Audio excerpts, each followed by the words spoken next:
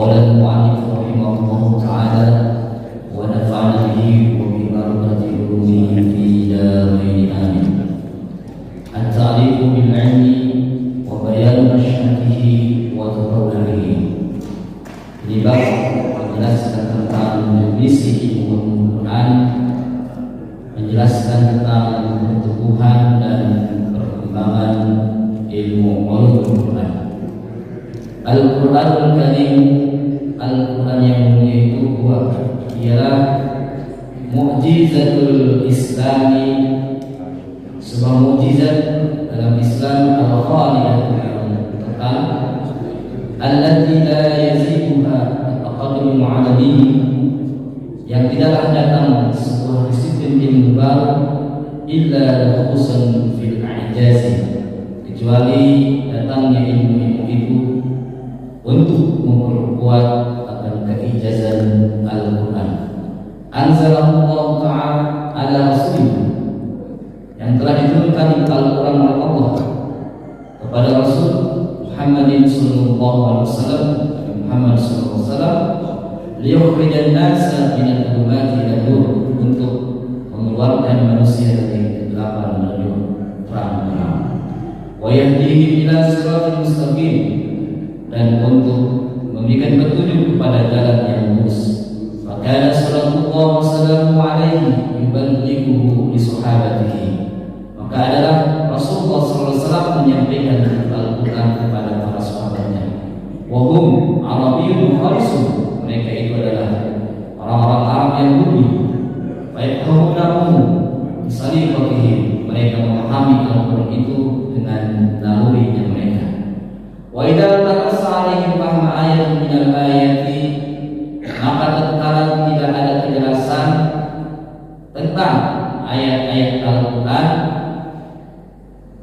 selalu mereka bertanya Rasulullah sallallahu alaihi wasallam anha, mereka bertanya kepada Rasulullah sallallahu alaihi wasallam.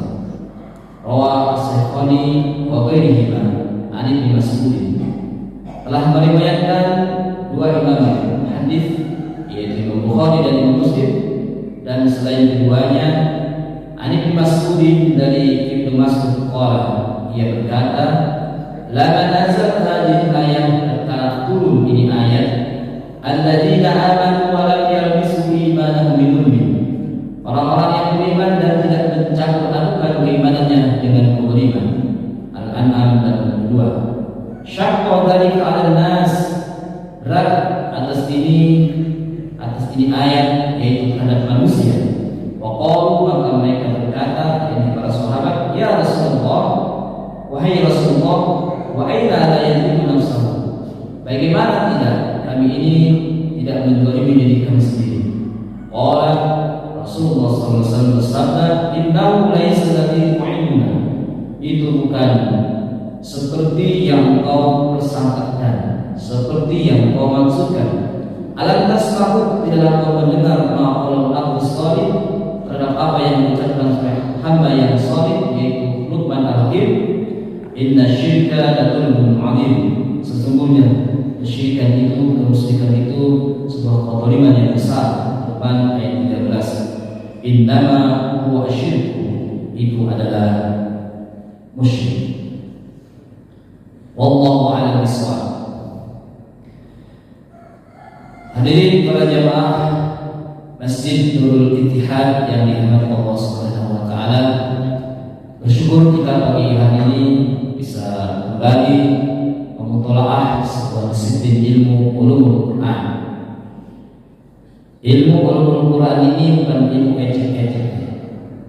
Kalau Bapak Ibu pengen mempelajari ilmu Al-Quran itu harus masuk ke dunia kampus UIN, PTIG, Al-Azhar, Kairo, dan sebagainya. Disiplin ilmu ini menjadi sebuah fakultas tersendiri di dalam beberapa universitas, menjadi konsentrasi tersendiri di beberapa universitas. Di UIN ada fakultas usul di dalamnya ada konsentrasi tentang ulumul Quran. Bahkan di kampus di mana kami kuliah S3 itu, di PTIG ada namanya Fakultas Ulumul Quran. Di dalamnya ada dua konsentrasi. Yang pertama adalah tafsir dan yang kedua pendidikan berbasis Al-Quran. Jadi ilmu ini bukan ilmu sembarangan. Beruntung kalau Bapak Ibu bisa paham ilmu ini, karena kalau ada orang yang mau paham ilmu ini, kebanyakan mereka masuk ke dalam dunia kampus. Ini kita belum masuk kampus dan masuk kampus tapi bisa belajar. Dan jarang ada masjid-masjid yang mempelajari ilmu ini. Kebanyakan ilmu fikih, ilmu tasawuf, ilmu tauhid, ilmu tafsir, dan ini Bapak sudah berani mempelajari ilmu ulumul Quran ini. Kalau sampai Bapak Ibu bisa paham ilmu ini, menjadi mufasir yang kredibel. Amin. Pada malam ini, pagi menjelang siang ini, kita akan masuk pada bab pertama dalam kitab Mabahis Ulumul Quran karya Man Al-Qur'an. Ada 27 bab yang beliau tawarkan dalam kitab ini. Pada pembahasan pertama, babnya adalah tentang definisi perkembangan ulumul Quran. Kalau kita berbicara tentang pertumbuhan dan perkembangan ulumul Quran, maka kita akan membahas yang pertama, bagaimana itu ulumul Quran muncul pada zaman Rasulullah. Yang kedua, bagaimana perhatian para sahabat pada zaman Khulafaur Rasyidin. Kemudian pada zaman dinasti Bani Umayyah, dinasti Bani Abbasiyah, Turki Utsmani, sampai saat ini bagaimana perhatian para ulama tentang ilmu ulumul Quran ini. Di sini dijelaskan Al-Qur'anul Karim huwa mu'jizatun al-khalidah, bahwa Al-Quran itu adalah sebuah kemukjizatan yang abadi. Kita tahu mukjizat Nabi Muhammad itu banyak. Ada Isra Mi'raj, ada membelah bulan, ada bisa membanyakan makanan. Itu mukjizat Nabi Muhammad, banyak. Tapi mukjizat yang lain seperti Isra Mi'raj, membelah bulan, itu hanya terjadi satu kali kepada Nabi Muhammad. Dan Al-Quran ternyata sebuah mukjizat yang diberikan oleh Allah kepada Nabi Muhammad, dan mukjizat itu kekal adanya sampai saat ini. Kalau dulu para sahabat atau orang-orang yang belum masuk Islam pada waktu itu, ketika Nabi Muhammad mendapatkan mukjizat, ketika Nabi Muhammad baru mengeluarkan mukjizatnya, semisal membelah bulan, semisal bisa membanyakan makanan, itu para sahabat terkagum-kagum, terheran-heran kepada itu mukjizat. Kagum. Idealnya berarti kita pun ketika kita menemukan mukjizat yang Allah turunkan kepada Nabi Muhammad, yang mukjizat itu ada sampai saat ini, yaitu Al-Quran, idealnya berarti kita juga terkagum-kagum kepada itu mukjizat.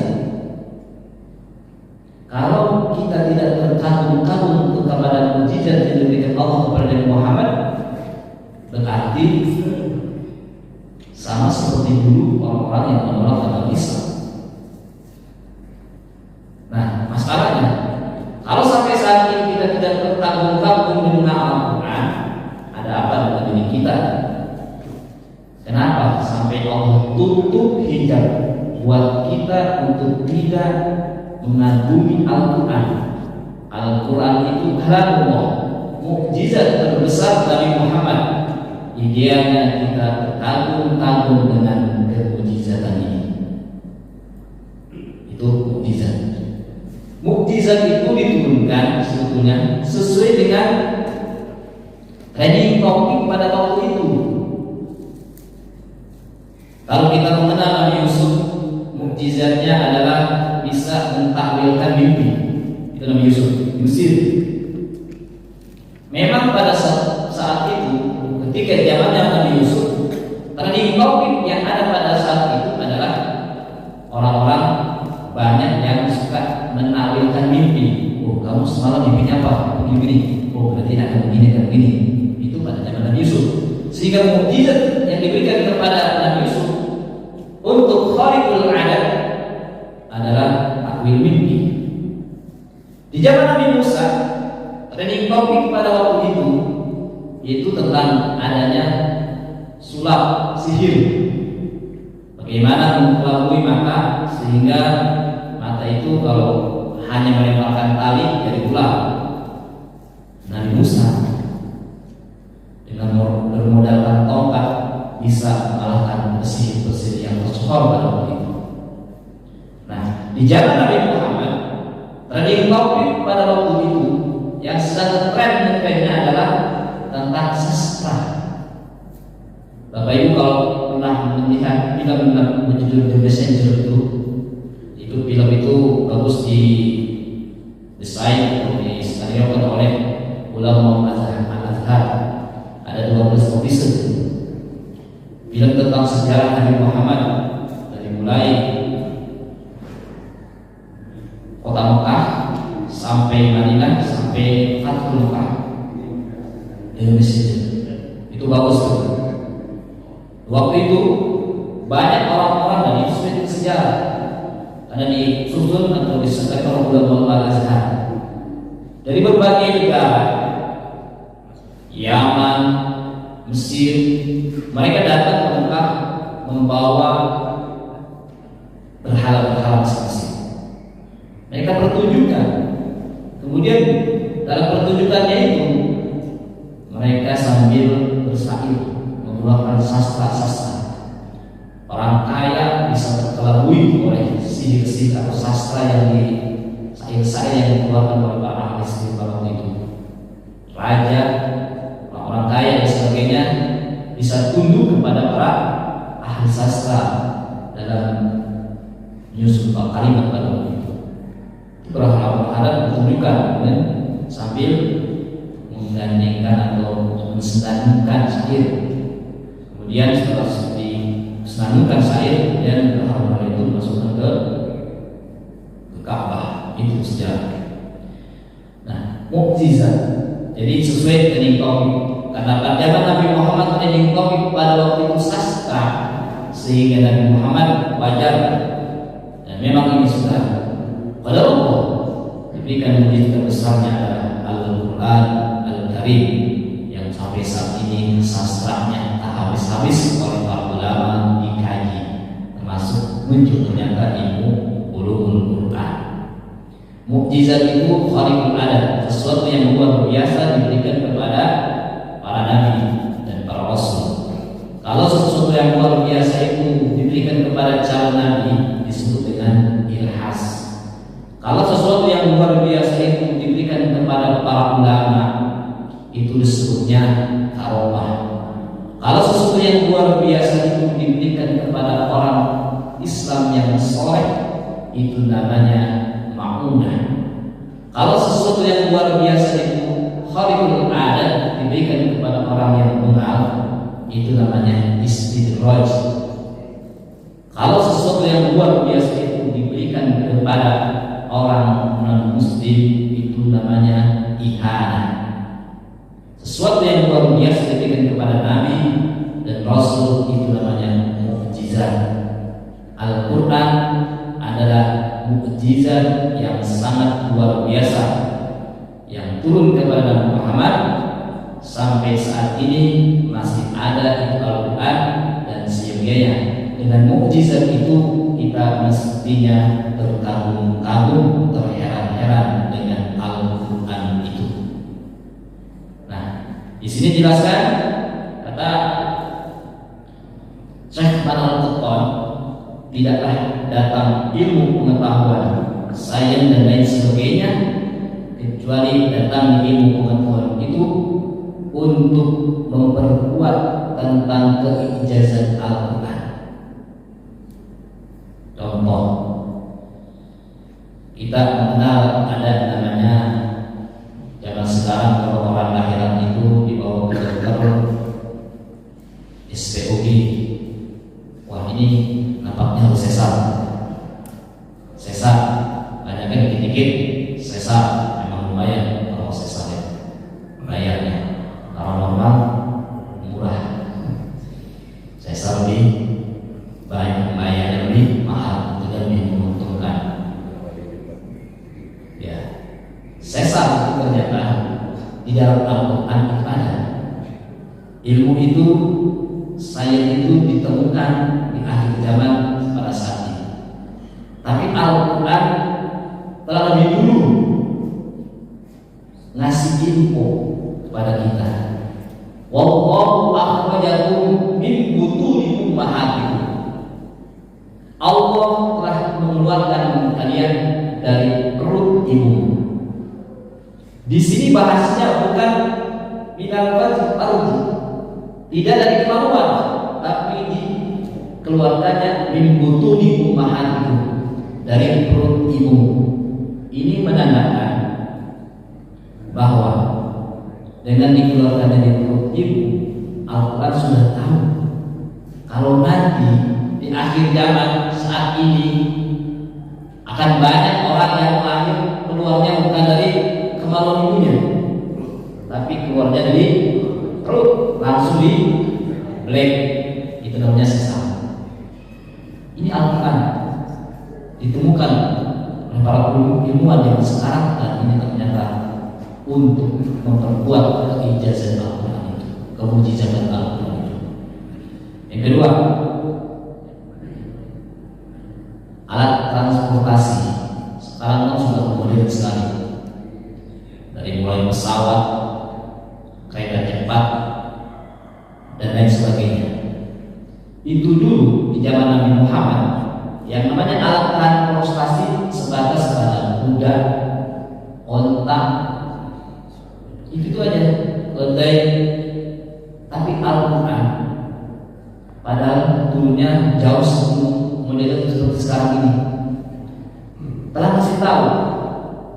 Ketika Allah masih kabar bahwa unta kemudian kuda itu adalah sebagai alat transportasi pada zaman Nabi Muhammad, tapi di ujung ayat itu Allah masih tahu wa yakhluqu ma la ta'lamun.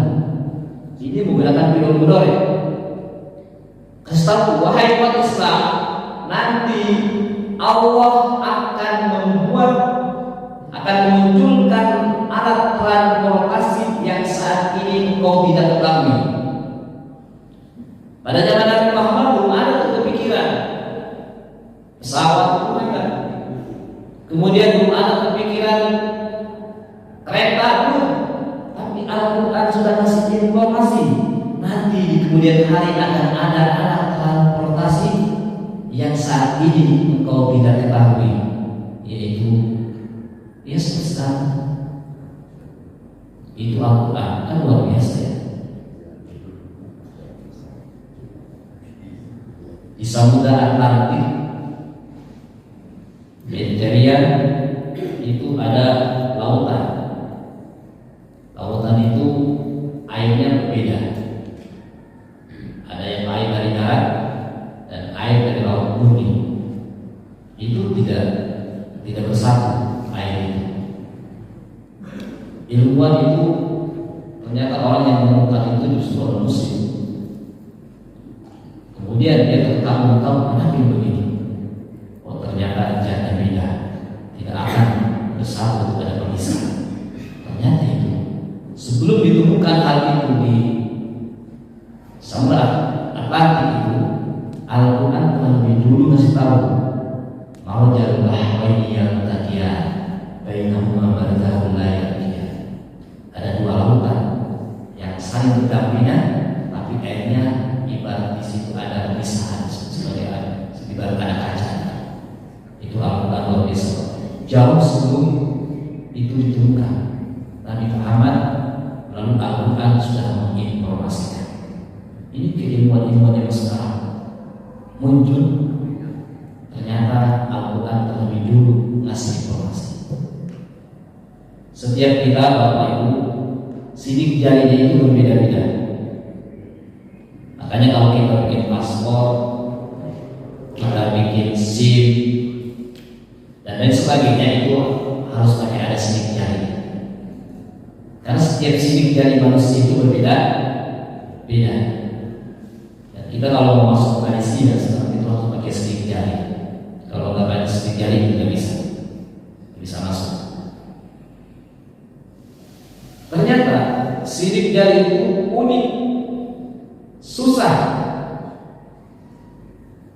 Antara yang satu dengan yang satunya selalu berbeda. Sehingga kalau sidik jari kita, tangan kita rusak kemana-mana itu, untuk mempertemukannya kembali, manusia itu tidak akan mampu. Ternyata keilmuan dengan adanya sidik jari itu, dan sidik jari itu bisa jadi sebagai alat administrasi. Al-Quran telah lebih dulu ngasih informasi. Dalam surat Al-Qiyamah itu ada qadirina ala nusawwiya badan. Engkau menyangka ketika nanti engkau sudah meninggal, Allah tidak mampu mengembalikan tulang belulang yang sudah hancur kemana-mana. Allah kuasa. Bahkan bukan hanya tulang belulang, sampai jari kan, yang sulit di dalamnya itu ada garis-garis. Kalau itu pecah kemana-mana, Allah bisa menyambungkan kembali itu sidik jari menjadi sempurna. Ini menunjukkan bahwa Al-Quran itu sangatlah luar biasa. Jadi kalau kita sendiri yang mengkajinya, ternyata akan muncul berbagai disiplin ini. Masuk yang sekarang ada ilmu yang neuroscience, ilmu tentang perotakan, ilmu tentang otak, saraf-saraf. Kalau dalam jiwa manusia itu ada saraf-saraf seperti kabel yang semuanya menyambung nanti ke jantung. Dari otak, dari telinga, dari kaki, semuanya ada saraf-saraf. Seiringan dengan saraf itu beredar karena darah. Dulu waktu saya masih kuliah S1, bingung memahami ayat lahum qulubun la yafqahuna biha. Mereka itu punya hati, tapi hatinya tidak untuk berpikir. Saat itu saya memahaminya bahwa kalau kita berpikir itu pasti pakai otak, kan gitu ya. Pakai otak, mikir, pakai otak. Tapi dalam Al-Quran lahum qulubun la yafqahuna biha. Mereka punya hati, tapi hatinya tidak digunakan untuk berpikir. Nah, setelah saya mempelajari ilmu neuroscience, ternyata Al-Quran itu memang bisa ditafsirkan bukan hanya oleh ilmu fikih, oleh ilmu tauhid, ilmu tasawuf, ilmu yang saya itu pun bisa menafsirkan Al-Quran itu, bisa memperkuat Al-Quran itu. Ternyata ada pemikiran di dalam otak, di dalam jantung itu, jantung hati ya, hati itu bukan liver. Kalau liver kan di sini ya, di sebelah kanan. Liver kita, tapi kalau kita motong kambing, ini hatinya nih, hatinya. Padahal itu liver. Kalau kita sering melihat anak-anak muda suka gambar yang love itu ya, kemudian ditusuk, itu gambar liver atau gambar jantung? Bentuknya jantung kan? Jantung bukan liver, jantung. Jadi kalau hati itu dalam bahasa agama yang kita sebut hatiku lagi sedih, itu maksudnya tujuannya ke jantung, dan fungsinya beda antara jantung dan liver. Lebih banyak kan jantung. Kolbun dalam bahasa Arabnya kolbun, tapi ini ya kesalahan persepsi yang sudah meluas itu. Walaupun ada sedikit perbedaan, tapi lebih kalau saya baca dalam kitab-kitab klasik itu, semisal Imam Al-Ghazali mengartikan yang namanya kolbun itu bukan liver, tapi kolbun itu adalah jantung. Nah, di dalam jiwa kita itu semuanya ada saraf-saraf yang berpusat ke jantung seiring dengan peredaran darah. Bila saraf-saraf itu tidak berfungsi dan darah berhenti, itu berarti menunjukkan ruhnya sudah terpisah. Namanya orang meninggal. Kalau kita mikir dengan otak, itu menghasilkan namanya intelektual. Mikir dengan otak menghasilkan intelektual. Tapi dari panca indera yang kita miliki, kemudian ditransfer ke jantung, ditransfer ke kolbu, itu dipikirkan juga. Tapi bahasa kita sebetulnya namanya dirasa. Ada pikiran, ada perasaan. Nah, hasil olah daripada jantung itu namanya perasaan. Kita suka merasa. Nah, hasil olah jantung itu, otak yang ada di jantung itu, itulah yang menghasilkan spiritual, emosional, dan spiritual. Makanya kalau pendidikan yang bagus adalah pendidikan yang menggabungkan antara intelektual, kemudian emosional, dan juga spiritual. Emosional itu kerja jiwa, tapi kalau sudah ke spiritual itu sudah kerja kolbu, dan itu bisa didapatkan dengan mendekatkan diri kepada Allah Subhanahu wa Ta'ala melalui zikir-zikir. Dan ini ilmu neuroscience ini ditemukan saat-saat ini, zaman modern. Tapi Al-Quran telah lebih dulu ngabarin kepada kita melalui lisan mulia Nabi Muhammad SAW, lahu qulubun la yafqahuna biha. Mereka itu punya hati, tapi tidak bisa untuk dipikir, jadi pikiran mereka tidak bisa jadi memikirkan, tidak mau memikirkan, tidak mau merasakan. Karena dengan perasaan dari kolbu itu akan menghasilkan sebuah ilmu spiritual. Nah, itu ya. Tuh. Itu bahasan kita. Itu kata Allah bahwa Al-Quran, ilmu saya yang saat ini muncul, itu kemunculan itu sebuah penafsiran Al-Quran, dan itu akan memperkuat kemujizatan Al-Quran. Anzalahu ala Rasulullah Muhammad SAW. Al-Quran itu diturunkan kepada Nabi Muhammad. Nanti proses turunnya Al-Quran ke depan ada penjelasannya sendiri. Liyukhrijan nasa minal dhulumati ilan nur wa yahdihim ila siratal mustaqim, untuk mengeluarkan manusia dari kezaliman, dari penuh dengan dosa-dosa, untuk menuju cahaya penerang, dan menunjukkan manusia kepada jalan yang lurus. Jalan yang lurus itu jalan yang cepat sampai, jalan lurus. Bahkan sallallahu alaihi wa sallam Nabi Muhammad menyampaikan Al-Quran itu kepada para sahabatnya. Kita tahu bahwa di sini jelaskan bahwa Arabiyyun khalisun. Para sahabat itu adalah orang Arab murni. Artinya secara kebahasaan, bahasa Arab yang diturunkan kepada Nabi Muhammad itu sesuai dengan bahasanya mereka, bahasanya Muhammad dan para sahabat. Secara tekstual mereka sudah paham, tapi makna dalamnya kadang membingungkan. Secara naluri mereka sudah paham itu Al-Quran karena bahasanya dia. Tapi Al-Quran itu ternyata beda dengan bahasa biasa, sehingga banyak kata-kata yang para sahabat itu bingung. Ketika para sahabat itu bingung, para sahabat tidak menafsirkan sendiri. Nah, itu bedanya dengan zaman dulu, zaman Nabi dan zaman sekarang. Kalau zaman sekarang kan main tafsirin aja, bahaya kan. Nah, para sahabat walaupun mereka itu luar biasa bahasa Arabnya mantap, Umar bin Khattab itu mantap bahasa Arabnya, Abu Bakar mantap bahasa Arabnya, tapi ketika tidak paham tentang Al-Quran, mereka bertanya kepada yang ahlinya, yaitu Rasulullah SAW. Nah, pada saat ini kita bahas satu hadis bagaimana Al-Quran itu muncul di zaman Rasulullah SAW. Di sini ada hadis rawah Syaikhaini, meriwayatkan dua imam besar hadis. Dua imam besar dalam hadis itu namanya Imam Bukhari dan Imam Muslim.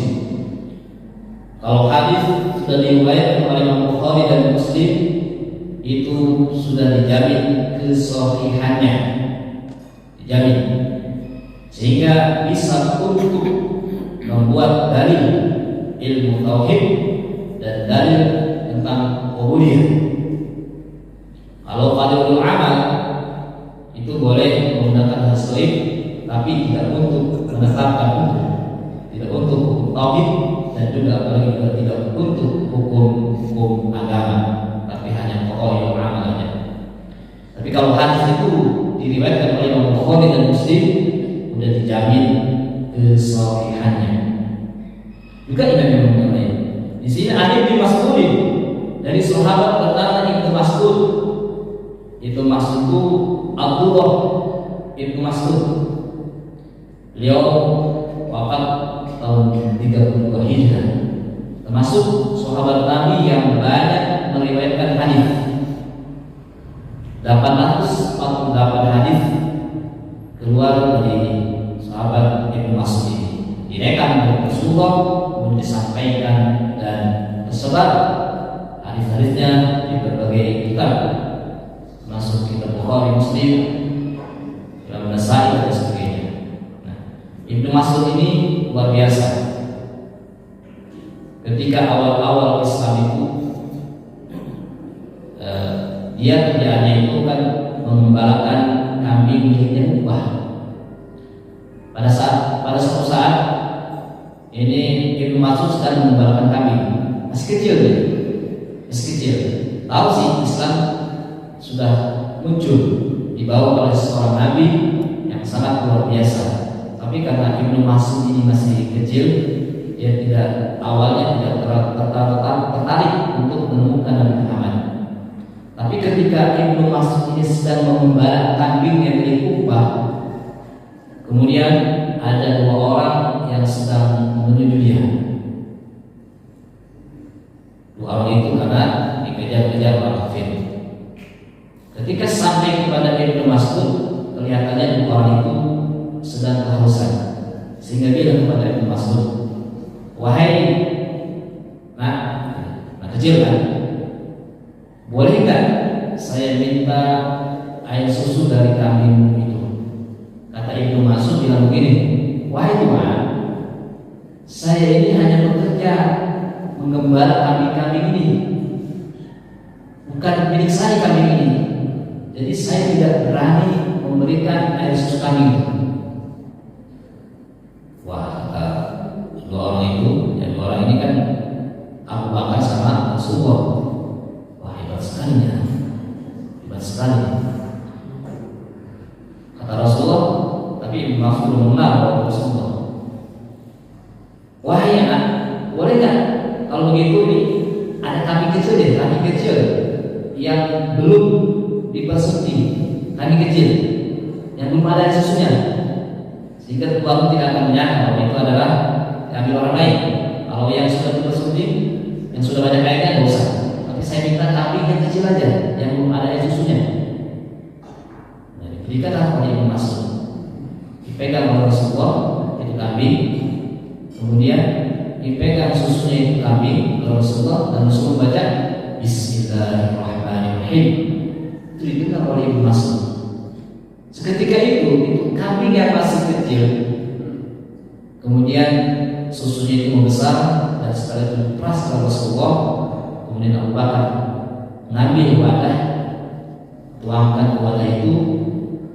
Rasulullah mempersilahkan Abu Bakar minum, Rasulullah juga minum, dan Ibnu Mas'ud pun minum dari air susu itu. Setelah itu, kemudian setelah ketiga mereka itu sudah selesai minum kenyang semuanya, dan seketika itu juga kambing itu mengejar kembali susunya. Nah, ini mujizat juga, banyak kejadian seperti ini. Kalau salah satu mujizat Nabi Muhammad itu bisa membanyakan makanan, bisa membanyakan rezeki. Maka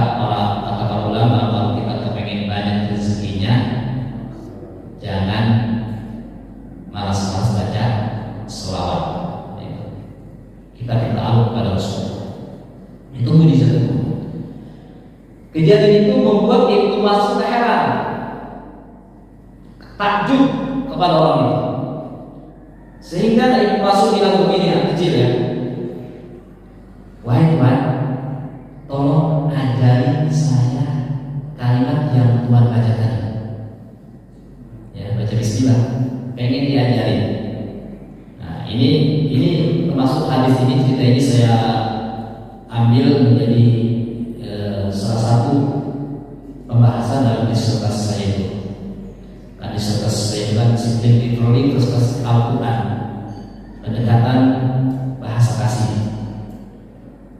Bahasa kasih salah satunya adalah kata-kata peneguhan. Jika dalam salah satu disertasi pembahasan saya itu bahwa ketika kita mendidik anak, kita harus pandai-pandai memberikan kata-kata peneguhan.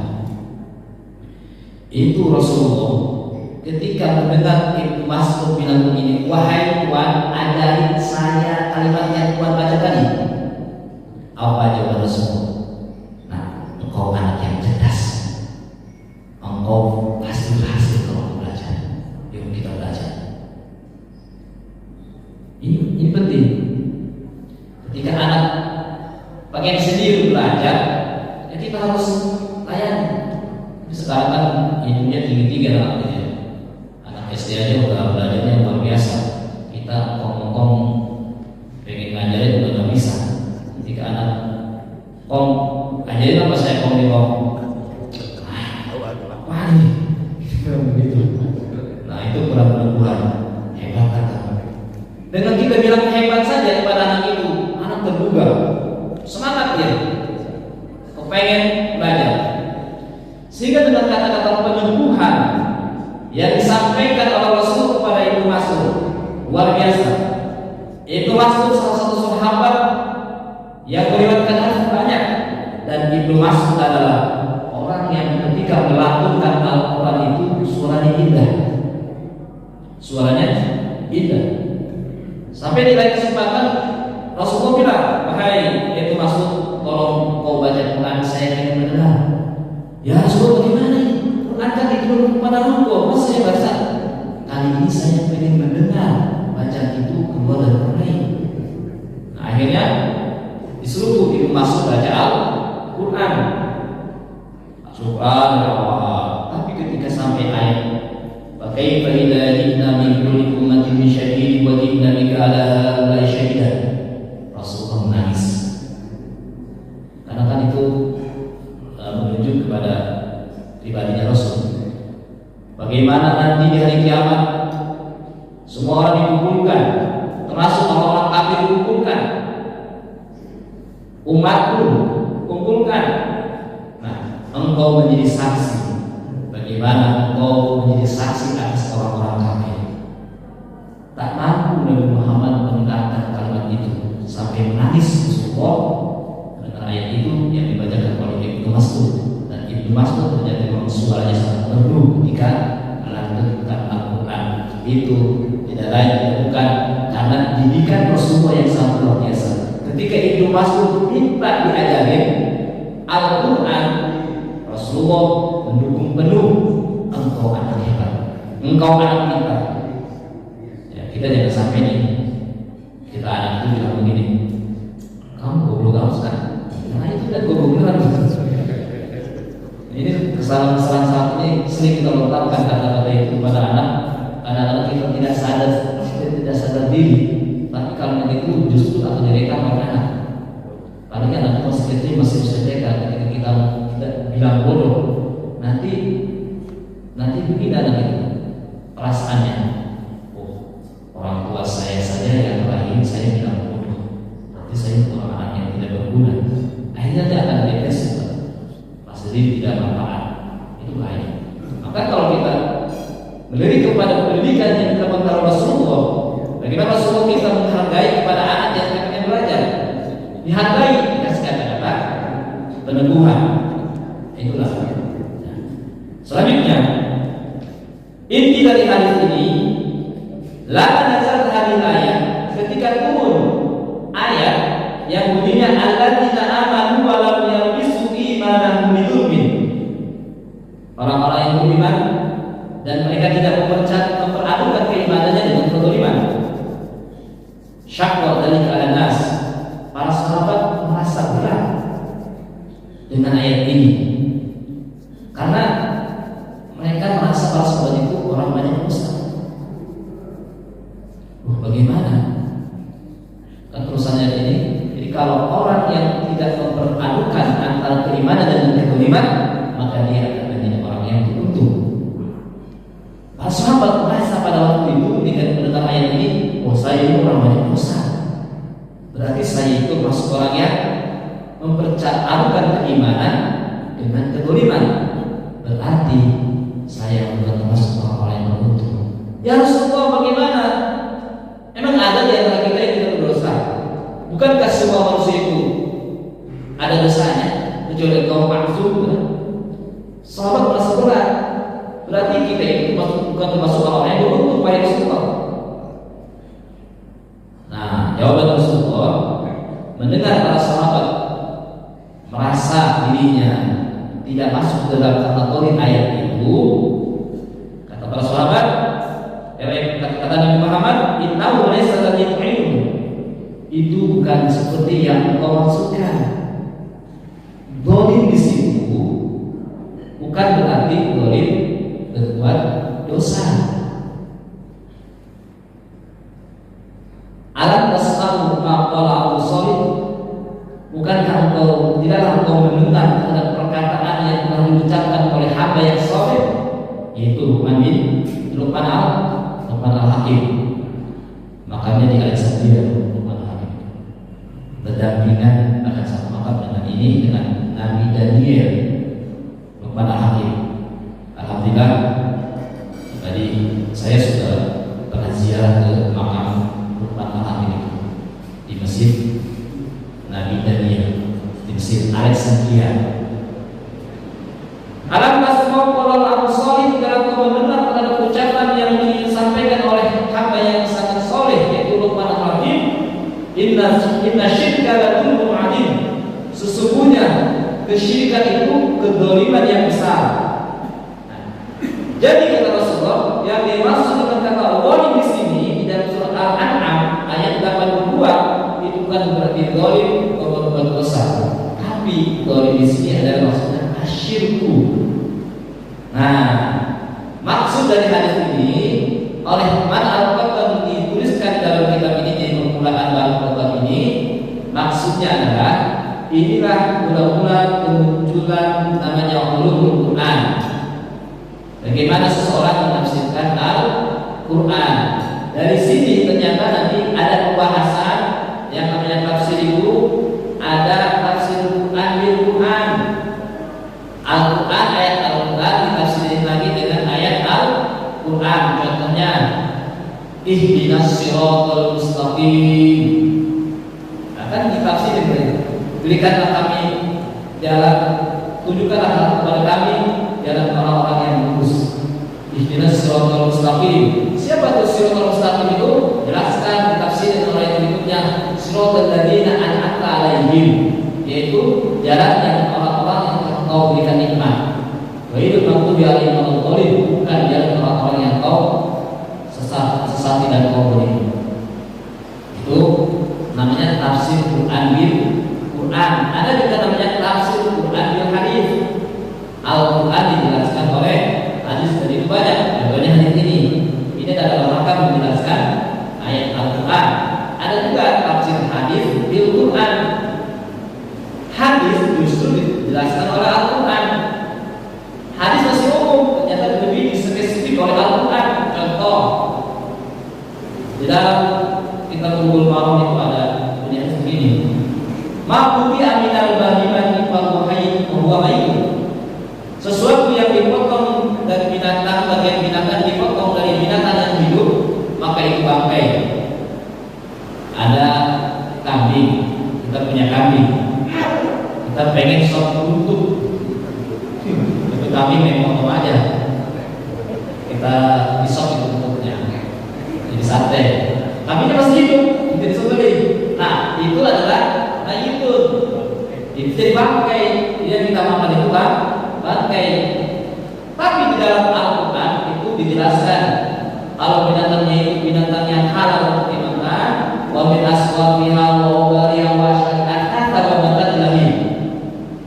Bulu-bulu, baik bulu unta, bulu ayam, ya. Kalau kamu ambil itu bulu, walaupun masih hidup, kemudian kamu jadi kalau kerja sudah kalau lain kita mau coba begini.